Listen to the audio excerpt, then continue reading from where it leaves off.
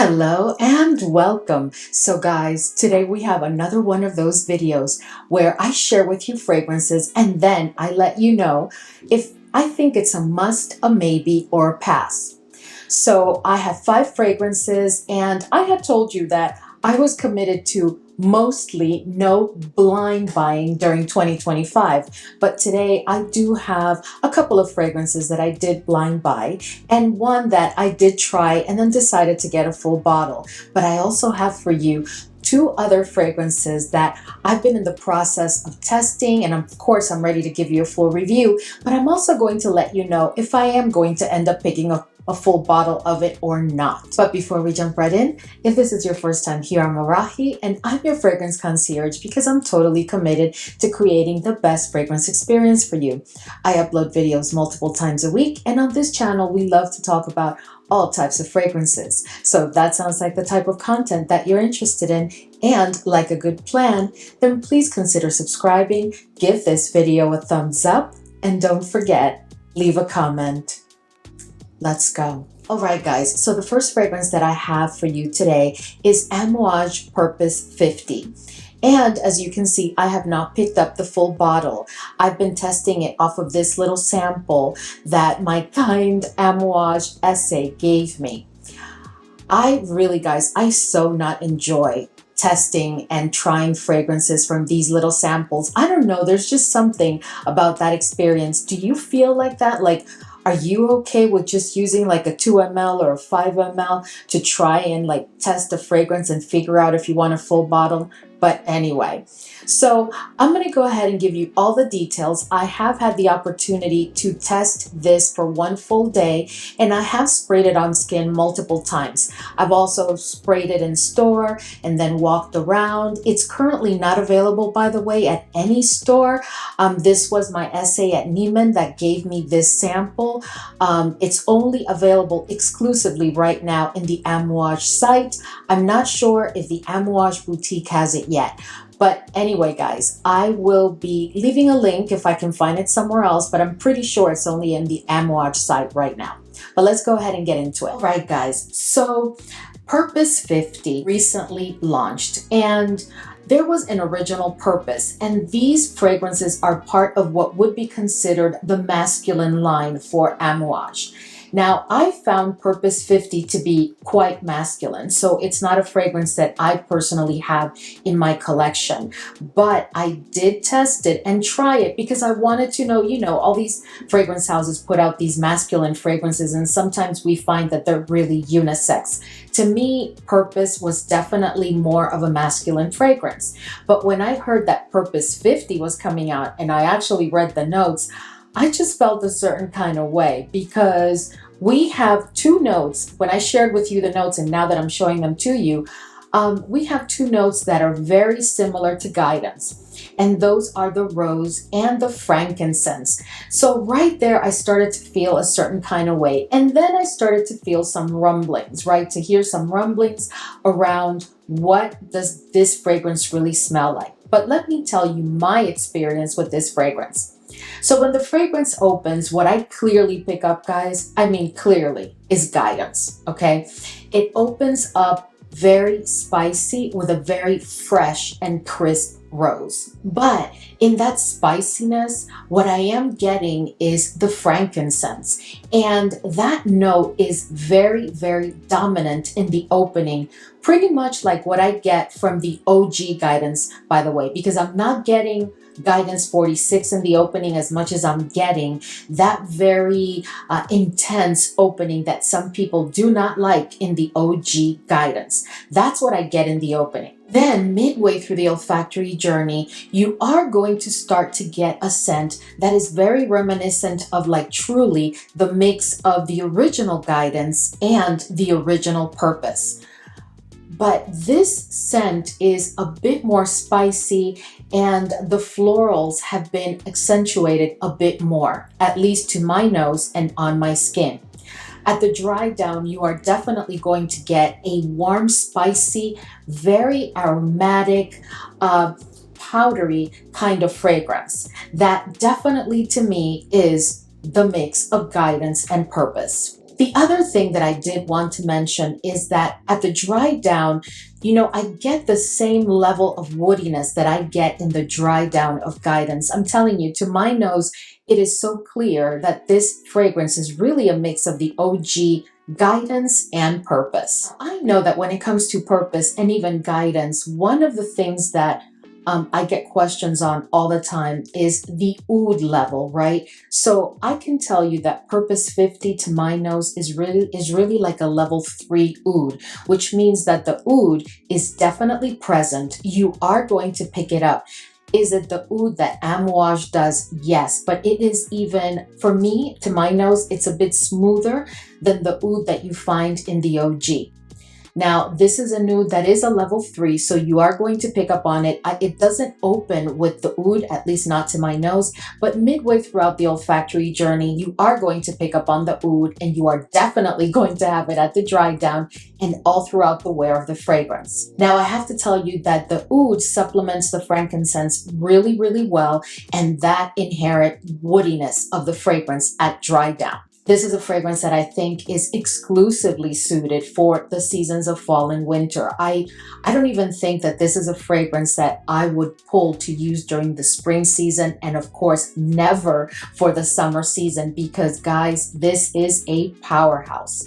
This is truly a beast mode fragrance that is giving me 10 plus hours, and it has a very strong projection during almost the first 3 hours of wear. Then it becomes a scent bubble for like the next 4 hours, and towards the very end of the wear, like when you're approaching that 10 plus hour mark, is when it becomes a skin scent. But this is truly a very intense powerhouse fragrance. Needless to say, because you are getting a mix of the OG Guidance and Purpose. I don't know about you, but Purpose is definitely a fragrance that for the gents will get them compliments, because it is definitely a statement making and bold kind of fragrance. Well, when you combine it with Guidance and you wear it, whether you're, a female or you're a gent, you are going to get a ton of compliments because it is just built within the DNA of Purpose 50. This is definitely a unisex fragrance to me. I don't think that Purpose 50 necessarily leans to the masculine side, but if you ask me to pick a side, I would say that it leans a tad to the masculine side, but in all reality, to me, this fragrance is completely unisex. For me, this is an absolute must because I absolutely love Guidance, and anywhere where I can pick up Guidance is definitely going to be a pull for me and a fragrance that I'm going to want to pick up. So for me, this is a must. But I must tell you, like I also told you when I reviewed the OG Guidance and 46, that this is not a safe blind buy. This is definitely a fragrance that you want to get a sample of and give yourself the opportunity to test it on skin a couple of days before deciding if you want to go for a full bottle or not. All in all, I absolutely love this fragrance, and I am going to pick up a full bottle, and I give it a 9.5 out of 10. All right, guys, so the next fragrance that I have for you is from Nihilo, and this is a recent 2025 launch, and this one is called Spiky Muse. And I received, of course, this sample, and I have been testing it. This is actually my second sample, and I'm going to start by telling you that I am wavering. I don't know if I really like this fragrance. I know that it's not a love, because if it would have been a love, I would be able to tell you immediately, oh, it's a love. I don't know if it's that I'm kind of liking this fragrance or I'm liking this fragrance. And is it a dislike? No, it's not a dislike, but I don't know. Let me just tell you more about it. So this is a fragrance that on my skin and to my nose, and even on paper, guys, it opens up very fresh with a hint of strawberry. I'm not picking up on a very realistic or non-realistic. I'm just not picking up on the note of strawberry very much. And I also thought that I was going to pick up on the pistachio, and I'm not picking up much on that either. It opens up fresh, with that fruitiness, and it does have like a faint pistachio in the background. Now, as the journey continues, the pistachio does intensify. Now, mid through the olfactory journey, the pistachio has, presented itself and has started to intensify and continues to do so. But at the same time, there's like a very fresh and crisp rose that comes into the picture. And it plays a very nice game with the pistachio. And for a moment, guys, the pistachio, to my nose, becomes very dominant, but it's only midway in the olfactory journey. It makes an appearance that lasts maybe about a minute, if not a little bit more, but then it like fades away and then literally kind of disappears, and it doesn't reappear until dried down, where I do pick up on it in a faint kind of way. Now, when it comes to the strawberry remains faint all throughout. And it's not just the strawberry, it's like a fruitiness where I can clearly pick up that there's a note of strawberry. So at the dry down, you're going to get like a fresh scent that is a tad fruity, not much, with a very fresh and crisp rose. Very nicely done rose, by the way. The scent is a tad spicy, but I can't clearly distinguish what is it that makes it a tad spicy, but it is definitely a bit spicy. But there is a crispness to that rose. There's a freshness that is quite beautiful. And then you have the pistachio in the background, again in that faint mode. Now, this fragrance really has no musk, but I do pick up on an oud that I would say is like a level 1. And when I say level 1, it's because I am picking it up, but it is so faint that it is almost negligible, and most will not pick it up. Very important for some of the fan members to know is that this is a fragrance that has ambrofix, in case you haven't noticed here in the notes, but it does have ambrofix. So if you're sensitive to ambroxan, you may want to consider staying away from this one. Other than that, this is a fragrance that is performing really well because it is giving me a full day wear and a strong projection during the first, I would say, hour and a half. And after that, it does become a skin scent, but the type of skin scent that will give you whiffs of the fragrance throughout the day. But it does give me a full day wear. I think that this is a fragrance that is perfect for all ages. I definitely think that this is a unisex fragrance that may lean a tad to the feminine side, and it is suited for all seasons, all occasions, day and night. All in all, guys, this is a fragrance that I do like, but is it a strong enough like for me to continue to get samples or get myself a 10 ml decant and really work on it because I really like it that much and I just want to make sure that, because it's quite pricey, do I want to make sure that I really want a bottle? I don't think that I feel that strongly about it. I don't know what is it about this fragrance. I don't know if it's that I'm disappointed that the pistachio and the strawberry are kind of like faint. Like I guess I just don't understand what this fragrance is about right now, guys. I'm sorry, but that's how I feel about this fragrance. So I really think that this is going to be a pass for me. And I give this fragrance a 7.5 out of 10. All right, guys. So the next fragrance that I have for you is the latest from Micallef. Now, I had shared with you that I haven't picked up a Micallef fragrance in a very long time, but there was just something. First of all, guys, this fragrance, and let me just introduce the fragrance first. So this is, of course, Hypnotic Musk, and I'm sure you've seen other reviews or you've seen it on Instagram and you're aware that it was launched. Now, this is a fragrance that when I looked at the notes, I was so excited because just because I haven't picked up a bottle from Micallef in a while doesn't mean that I don't enjoy that fragrance sounds. I do. And I think that the quality of their fragrances is just really exquisite. But when I looked at the notes of this fragrance and I saw the violet and the iris and other notes that are involved, I just knew that this was a fragrance that I wanted. So I went ahead and I blind bought it. And I have to tell you that I have no regrets, but let's talk more about Hypnotic Musk. So this is a fragrance that was just launched maybe a couple of weeks ago. And I have to start by saying that this is truly a fragrance that I think you really need to be a violet and iris and the powderiness that comes along with it lover in order to enjoy this fragrance at all.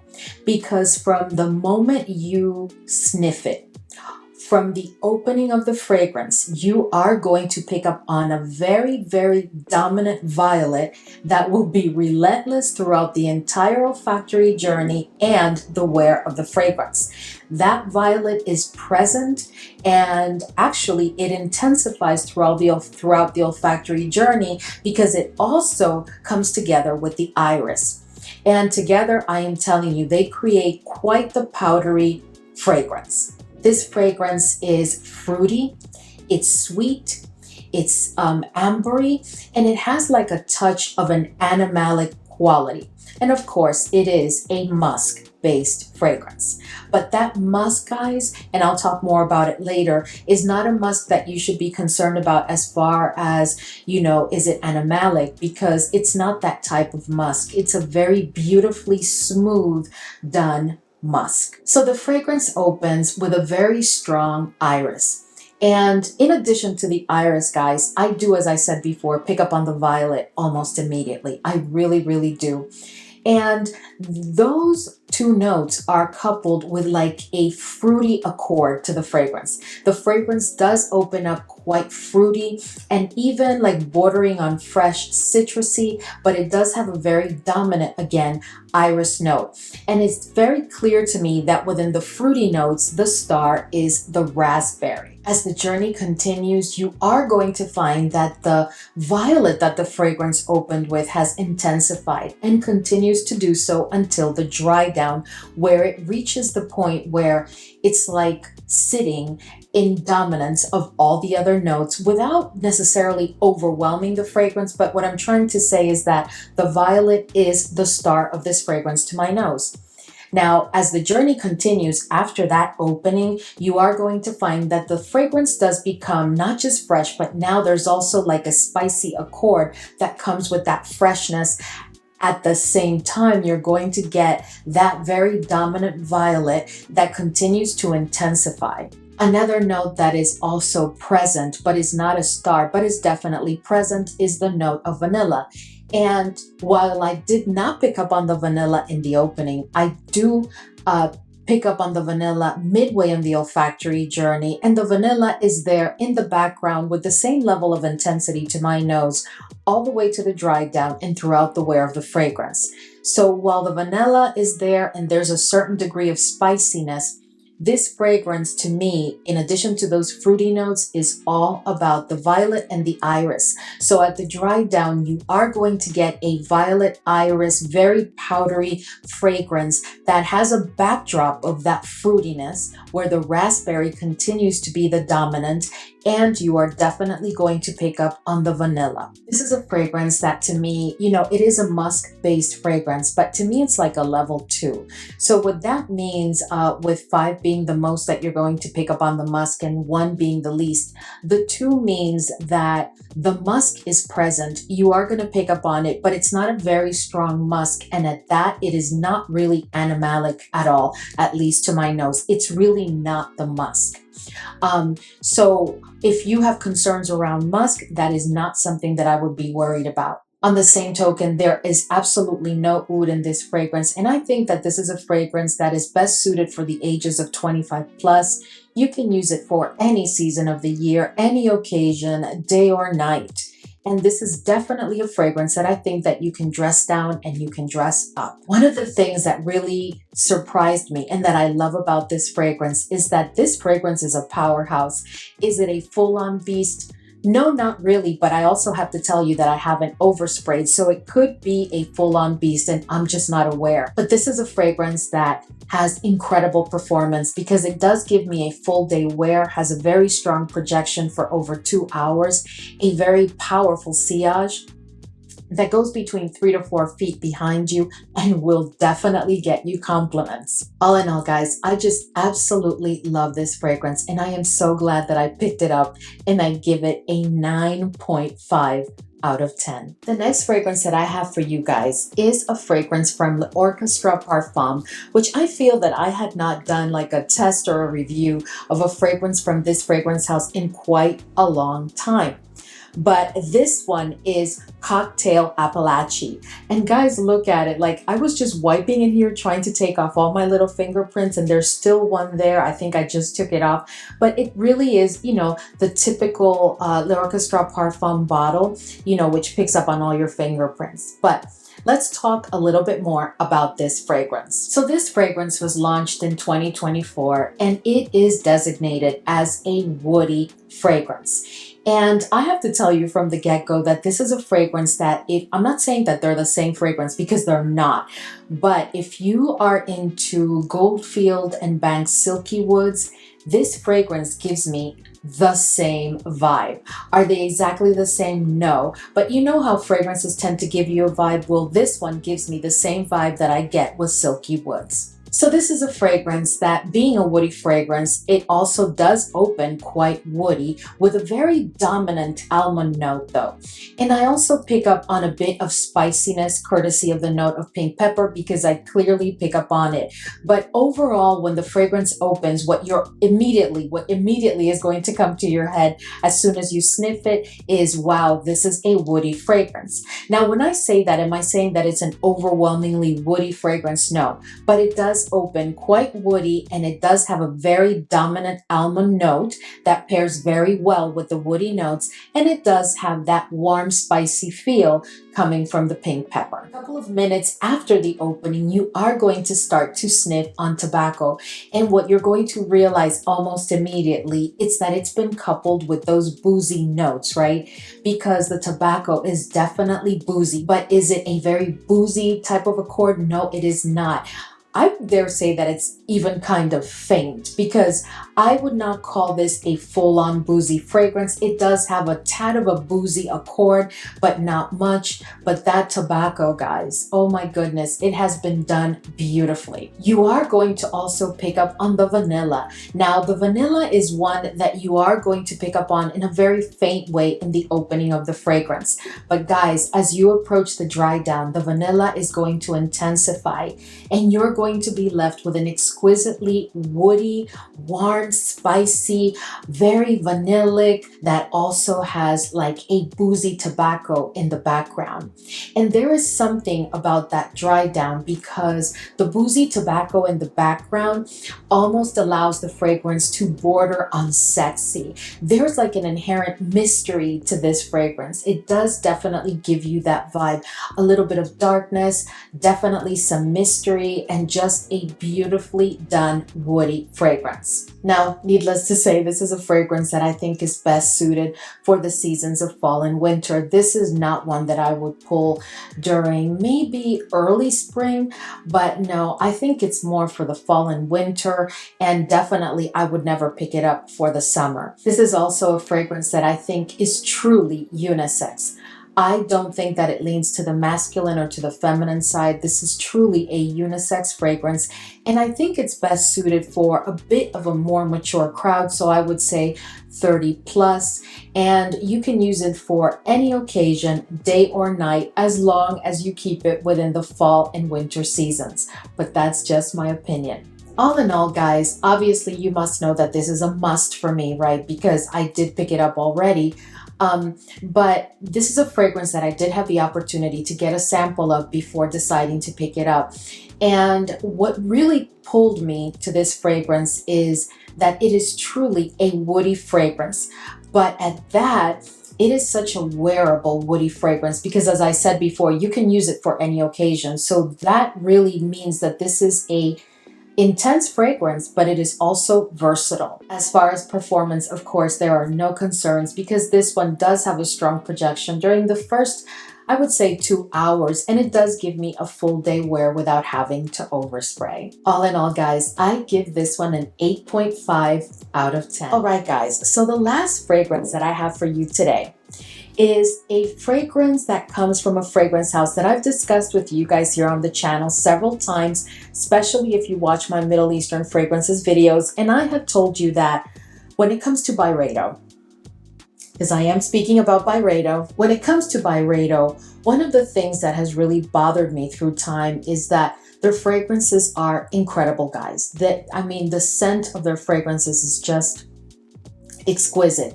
But unfortunately, the performance is just not there. And these are quite expensive fragrances. So I just stopped picking up any Byredo fragrance, and I actually decluttered 2 of the ones that I had.